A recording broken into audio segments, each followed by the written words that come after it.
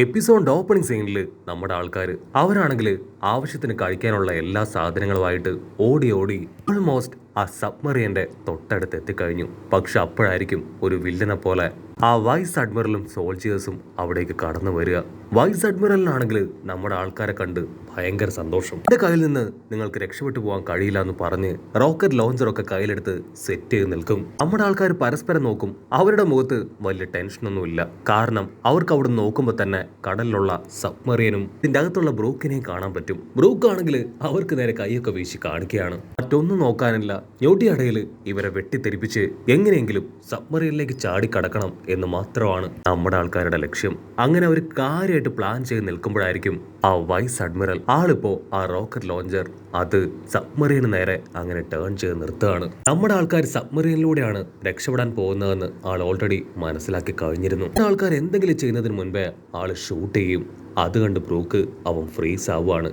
സബ്മറീന്റെ ഭാഗത്ത് വലിയൊരു പൊട്ടിത്തെറി ഉണ്ടാവും. നമ്മുടെ ആൾക്കാർ ഷോക്കായി ബ്രൂക്കിനെ നോക്കും. കാരണം ഡബിൾ ഫ്രൂട്ട് കഴിച്ചവനാണ്. സബ്മറീൻ പൊട്ടിത്തെറിച്ച് അവൻ കടലിൽ പോയാൽ അവൻ മരിക്കും. വൈസ് അഡ്മിറൽ ആണെങ്കിൽ ഇപ്പൊ നമ്മുടെ ആൾക്കാരോട് പറയും, ഞാൻ ആക്ച്വലി കാർപ്പിന്റെ ക്ലാസ്മേറ്റ് ആണ്. ഞങ്ങൾ രണ്ടുപേരും പഠിച്ചതും ഫൈറ്റ് ചെയ്തതും ട്രെയിനിങ് എടുത്തതും എല്ലാം ഒന്നിച്ചാണ്. കാർപ്പിനെ തോൽപ്പിക്കാനാണ് ഈ റോക്കറ്റ് ലോഞ്ചർ ഞാൻ ആദ്യമായിട്ട് ഉപയോഗിച്ചത്. ഇതിലെ ബുള്ളറ്റിന് ഓക്കെ പവർ ഉണ്ടെന്ന് പറഞ്ഞ് ആളാണെങ്കിൽ നമ്മുടെ ആൾക്കാർക്ക് നേരെ ഇപ്പൊ അറ്റാക്ക് ചെയ്യാൻ തുടങ്ങും. നമ്മുടെ ആൾക്കാരാണെങ്കിൽ ആ അറ്റാക്കിൽ നിന്ന് ഞൊടിയടയിൽ തെന്നി മാറും. നാമി അവളുടെ തണ്ടർ പവർ ഉപയോഗിച്ച് സോൾജിയേഴ്സിനെ അറ്റാക്ക് ചെയ്യും. പക്ഷെ അവർക്ക് ഒരു പോറൽ പോലും ഏൽക്കില്ല. ക്യാരറ്റ് ആണെങ്കിൽ അവളുടെ ഫൈറ്റിംഗ് സ്കിൽ ഉപയോഗിച്ച് ഫൈറ്റ് ചെയ്യും. അതും ആ സോൾജിയേഴ്സ് വളരെ ഈസിയായി അവരുടെ കയ്യിലുള്ള പരിച അത് വെച്ച് ബ്ലോക്ക് ചെയ്യാണ്. ആക്ച്വലി വൈസ് അഡ്മിറൽ നമ്മുടെ ആൾക്കാർ അവിടേക്ക് വരുന്ന സമയം തന്നെ ആൾക്കാരുടെ പവറും എബിലിറ്റിയും അങ്ങനെ എല്ലാം തന്നെ തിരിച്ചറിഞ്ഞ് കഴിഞ്ഞിരുന്നു. അതിനാവശ്യമായിട്ടുള്ള പ്രിക്കോഷൻസും നമ്മുടെ ആൾക്കാരെ അറ്റാക്ക് ചെയ്യാനുള്ള വെപ്പൻസും എല്ലാം റെഡിയാക്കിയാണ് അവർ നിന്നത്. പക്ഷെ കിങ്ങിനാണെങ്കിൽ ചോപ്പറിന്റെ പവർ മാത്രം ശരിക്കും അറിയില്ല. കാരണം ചോപ്പറിന് പല പവറുകളുണ്ട്. ചോപ്പർ അവന്റെ സൈസ് ചെറുതാക്കി മാറ്റി ഫൈറ്റ് സ്റ്റാർട്ട് ചെയ്യും. അത് കാണുമ്പോൾ നമ്മുടെ ആൾക്കാർക്കും കോൺഫിഡൻസ് വരും. അവരും ഫുൾ സ്ട്രെങ്തിൽ അറ്റാക്ക് ചെയ്യാൻ തുടങ്ങും. അപ്പൊ അതേസമയം ചെമ്പമുടിയനും അവന്റെ ഫ്രണ്ട്സും അവരാണെങ്കിൽ ഫൈറ്റ് ചെയ്യാൻ ചെമ്പമുടിയനെ വിളിക്കും. പക്ഷെ ചെമ്പമുടിയൻ അവൻ മാനസികമായിട്ട് തകർന്ന് നിൽക്കുകയാണ്. ആദ്യമായിട്ടാണ് അവൻ ഒരാളോട് ഫൈറ്റ് ചെയ്ത് തോൽക്കുന്നത്. ഞാൻ സത്യത്തിൽ ഒരു യൂസ്ലെസ് ആണ്, എനിക്ക് പവറില്ലെന്ന് പറഞ്ഞ് അവൻ കരയാൻ തുടങ്ങും. അതിനാ വെള്ളമുടിയനും ജയന്റും അവർ രണ്ടുപേരും പ്രത്യേകിച്ചൊന്നും പറയാതെ ഫൈറ്റ് ചെയ്യാൻ നമ്മുടെ ആൾക്കാരുടെ അടുത്തേക്ക് വരും. ഇവിടെ ലൂഫി അവൻ ആ വൈസ് അഡ്മിറലിനെ പിടിച്ചു വലിച്ച് ഒരൊറ്റ അടി. ആൾക്കാണെങ്കിൽ ഇപ്പൊ അനക്കമില്ല. ഇവിടെ ആ ചെമ്പമുടിയനാണെങ്കിൽ ഒരുപാട് വിഷമത്തില് ഒരു ഫ്ലാഷ് ബാക്ക് ആലോചിക്കും. ഫ്ലാഷ് ബാക്കില് ഒരു ഐലാൻഡ് കാണിക്കുകയാണ്. അവിടെ വലിയൊരു പൊട്ടിത്തെറി നടന്ന് ആ ഐലാൻഡ് മുഴുവനായിട്ടും തകർന്നടിയും. പൊട്ടിത്തെറിയുടെ ശബ്ദമൊക്കെ കേട്ട് നമ്മുടെ അവക്കിജി ആള് സൈക്കിളൊക്കെ ചവിട്ടി ആ ഐലാൻഡിലേക്ക് വരും. അവിടെയാണെങ്കിൽ ആരെയും കാണാനില്ല. പക്ഷെ ഒരു പയ്യൻ അവനാണെങ്കിൽ ദൂരത്തായിട്ട് മാറിയിരുന്ന് കരയുന്നതായിട്ട് അവക്കിജി കാണും. അവക്കിജി ഒരുപാട് ചോദ്യങ്ങൾ അവനോട് ചോദിക്കും. പക്ഷെ അവനാണെങ്കിൽ അതിനൊന്നിനും തന്നെ ഉത്തരം പറയാതെ അങ്ങനെ കരഞ്ഞുകൊണ്ട് തന്നെ ഇരിക്കുകയാണ്. അപ്പോഴായിരിക്കും അവക്കിജിയെ ഞെട്ടിച്ചുകൊണ്ട് അവന്റെ ഒരു ജയന്റ് കൈ അത് പുറത്തേക്ക് വരിക. അത് കണ്ട് അവക്കിജി ഷോക്കാവും. ചെമ്പമുടിയനാണെങ്കിൽ വെട്ടിക്കരഞ്ഞ അവക്കിജിയോട് പറയും, എനിക്ക് ഈ ജയന്റ് കൈ വേണ്ട, ദയവ് ചെയ്ത് ഇത് വെട്ടിക്കള. അതിന് അവക്കിജി അവനെ സമാധാനിപ്പിച്ച് അവന്റെ കയ്യിൽ ഒരു പ്രത്യേകതരം ലോക്കൊക്കെ ഇട്ട് നേവി ബേസിലേക്ക് കൊണ്ടുവരും. അതിനുശേഷം രണ്ട് ഫ്രണ്ട്സുകളൊക്കെ കൊടുത്ത് അവന് നന്നായിട്ട് ട്രെയിനിങ് ഒക്കെ കൊടുത്ത് ഇപ്പോ ഇവിടെ വരെ എത്തിച്ചത്. കട്ട് ചെയ്ത ഈ കാര്യങ്ങളെല്ലാം ആലോചിച്ച നമ്മുടെ ചെമ്പമുടിയൻ അവനവന്റെ ജയന്റ് കയ്യിലേക്കൊന്ന് നോക്കും. ഞാൻ ഒരു കാരണവശാലും പിന്മാറാൻ പാടില്ല. വലിയൊരു ഐലാൻഡ് തന്നെ തകർത്തില്ലാതാക്കിയവനാണ് ഞാൻ. എന്റെ പവർ എന്താണെന്ന് അത് കാണിക്കേണ്ട സമയം ഇതാണെന്ന് പറഞ്ഞ് അവനങ്ങനെ സ്ലോ മോഷനിൽ നമ്മുടെ ആൾക്കാരുടെ അടുത്തേക്ക് നടന്നെടുക്കും. കട്ട് ചെയ്ത ആ വെള്ളമുടിയനും ജയന്റും അവർ രണ്ടുപേരും വീണ്ടും വീണ്ടും ലൂഫി അറ്റാക്ക് ചെയ്യാണ്. ലൂഫിയും ടീമും അവരെ അടിച്ച് താഴെയിട്ട് കഴിയുമ്പോഴായിരിക്കും ചെമ്പമുടിയൻ വമ്പൻ ആറ്റിറ്റ്യൂഡിൽ അവിടേക്ക് ഒരു ഇൻട്രോ കൊടുക്കുക. അവനെ കാണേണ്ട താമസം ലൂഫിക്ക് മനസ്സിലാവും. അവന്റെ നല്ല സ്ട്രെങ്ത് എടുത്താണ് അവിടേക്ക് വരുന്നതെന്ന്. ലൂഫി അവനെയും അവന്റെ ഹോക്കി പവർ ഉപയോഗിച്ച് ഇടിച്ച് താഴെയിടും. അതിനുശേഷം ബ്രൂക്കിനെ അന്വേഷിക്കും. കാരണം ബ്രൂക്കിനെ ആ navy vice admiral rocket launcher വെച്ച് അറ്റാക്ക് ചെയ്തിരുന്നു. അവൻ ഓൾറെഡി ഡബിൾ ഫ്രൂട്ടിന്റെ പവർ ഉള്ളതാണ്. അതുകൊണ്ട് തന്നെ കടലിൽ വീണുപോയ അവനവന്റെ ജീവൻ നഷ്ടപ്പെടും. ഓൾറെഡി അവനൊന്ന് മരിച്ചതാണ്.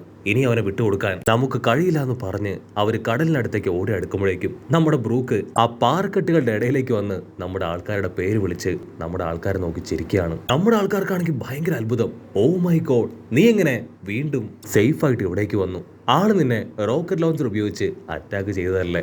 അതിന് നമ്മുടെ ചെക്കൻ പറയും, ആൾ എന്നെ അറ്റാക്ക് ചെയ്ത അതേ സമയം തന്നെ ഞാൻ സബ്മറിയൻ കടലിനടിയിലേക്ക് കൊണ്ടുപോയി. സോ അറ്റാക്കിലെ കപ്പലിനും എനിക്കും ഒന്നും സംഭവിച്ചില്ല.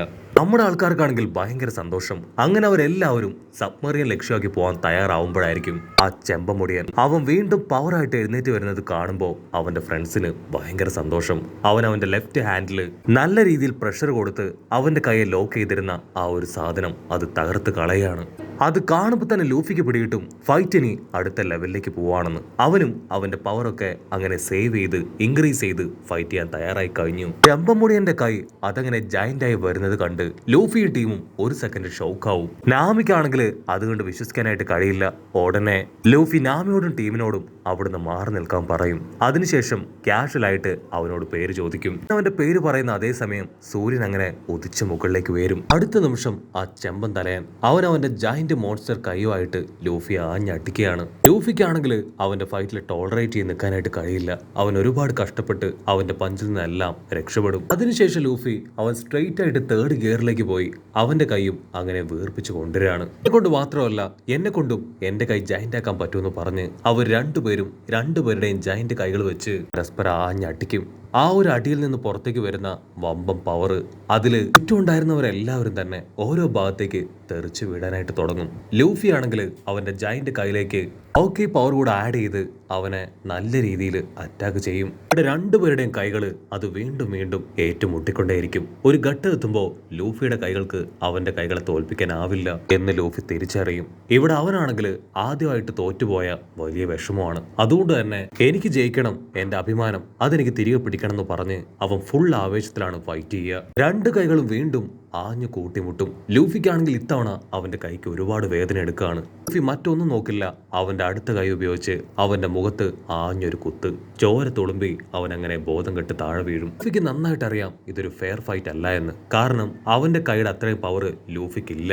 അങ്ങനെ ബ്ലാക്ക് ഔട്ട് ചെയ്ത് അല്പസമയം കഴിയുമ്പോൾ നമ്മുടെ ചെമ്പമുടിയനെ അവന്റെ ഫ്രണ്ട്സ് തട്ടി വിളിക്കുകയാണ്. അവനാണെങ്കിൽ കണ്ണു തുറന്ന് ചുറ്റും നോക്കും. ആ സ്ട്രോഹാർ ലൂഫി അവൻ എവിടെ പോയി? അതിനവന്റെ ഫ്രണ്ട്സ് പറയും. അവൻ അപ്പം തന്നെ അവന്റെ ഫ്രണ്ട്സുമായിട്ട് ഇവിടുന്ന് രക്ഷപ്പെട്ടു പോയി. അല്പസമയം അവനങ്ങനെ ഷോക്കായിട്ട് നിൽക്കും. അതിനുശേഷം അവൻ ചിരിക്കാൻ തുടങ്ങും. അവൻ ലൂഫിയുടെ പവർ എന്താണെന്ന് മനസ്സിലാക്കി കഴിഞ്ഞു. അതുമാത്രമല്ല ജയവും തോൽവിയും അത് രണ്ടും ഒരു കോയിന്റെ രണ്ട് സൈഡാണെന്നും രണ്ടും എപ്പോൾ വേണമെങ്കിലും സംഭവിക്കാമെന്നും അവൻ തിരിച്ചറിഞ്ഞു കഴിഞ്ഞു. കട്ട് ചെയ്താ ഇവിടെ കപ്പലില് ഇവിടെ ആൾക്കാർ കളക്ട് ചെയ്ത് കൊണ്ടുവന്ന ഫുഡ് അതെല്ലാവരും ചേർന്ന് ഒറ്റപ്പിടുത്തത്തിന് അപ്പം തന്നെ തിന്ന് തീർക്കുകയാണ്. ഇനി അടുത്ത ദിവസത്തേക്ക് ഫുഡിന് വേണ്ടി എന്ത് ചെയ്യുന്ന ആലോചിച്ച് അവരങ്ങനെ കൺഫ്യൂസ്ഡ് ആയിട്ട് മുൻപോട്ടേക്ക് പോകുന്നതോട് കൂടെ ഈ ഒരു എപ്പിസോഡും അവസാനിക്കുന്നു.